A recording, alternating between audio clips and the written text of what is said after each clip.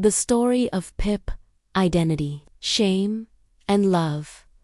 In Great Expectations we have already studied following subjects. The role of the convict in Great Expectations. Miss Havisham, a figure of bitterness and revenge. Estella, a weapon forged in bitterness. Main themes explored in the early chapters of Great Expectations.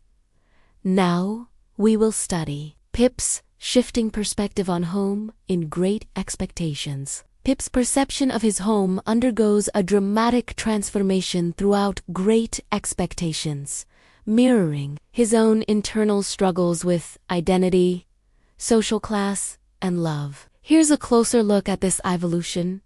Initial contentment and idealization. At the beginning of the novel, Pip, despite his sister's harsh demeanor, finds a sense of comfort and belonging in his humble home thanks to the love and care provided by Joe, the Forge. Joe's domain is seen as a glowing road to manhood and independence. Pip idealizes aspects of his home, viewing the best parlor as a most elegant saloon and the kitchen as a chaste, though not magnificent apartment.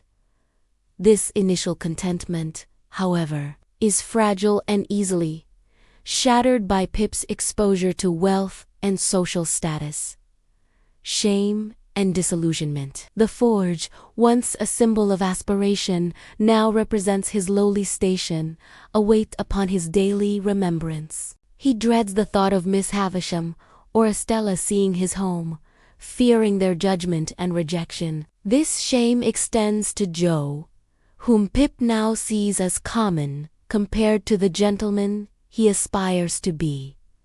Growing discontent and alienation. As Pip's expectations grow, so does his discontent with his home life. He feels trapped and stifled by his apprenticeship to Joe. His visits to Miss Havisham's further fuel his desire for a life of luxury and sophistication, making his own home seem even more unbearable. He withdraws emotionally from Joe and Biddy, confiding only in the latter, as he struggles to reconcile his past with his envisioned future. Pip's internal conflict manifests in his physical avoidance of home, spending his time elsewhere whenever possible, a return to appreciation and gratitude. It takes the harsh realities of his situation, the betrayal of his expectations, stripped of his illusions of grandeur. Pip recognizes the genuine warmth and support he has always received from his humble beginnings.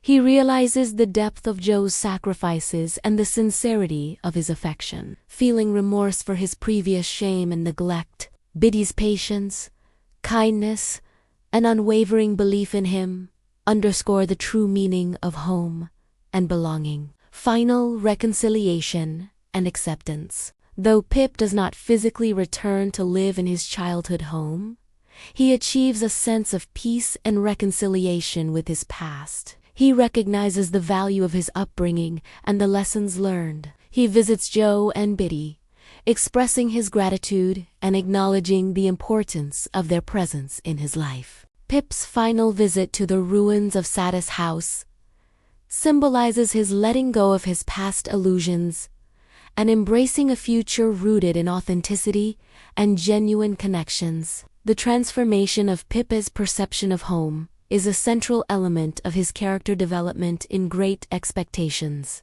It reflects his journey from naivete and ambition to disillusionment and, ultimately, to a mature understanding of true worth and the enduring power of love and loyalty. Based on the provided sources, Joe considers a cool $4,000 to be a significant and impressive sum of money. This is evident in his reaction to the news that Miss Havisham left this amount to Matthew Pocket in her will. Joe repeatedly emphasizes the coolness of the £4,000, suggesting that he finds the amount to be both substantial and remarkable. This interpretation aligns with Joe's characterization as a simple, hard-working man who has never experienced wealth himself. To him, such a large sum would represent a level of financial security and comfort far beyond his own experience. While the source doesn't explain where Joe learned this way of describing the money, it seems to highlight the impact of the sum on his imagination.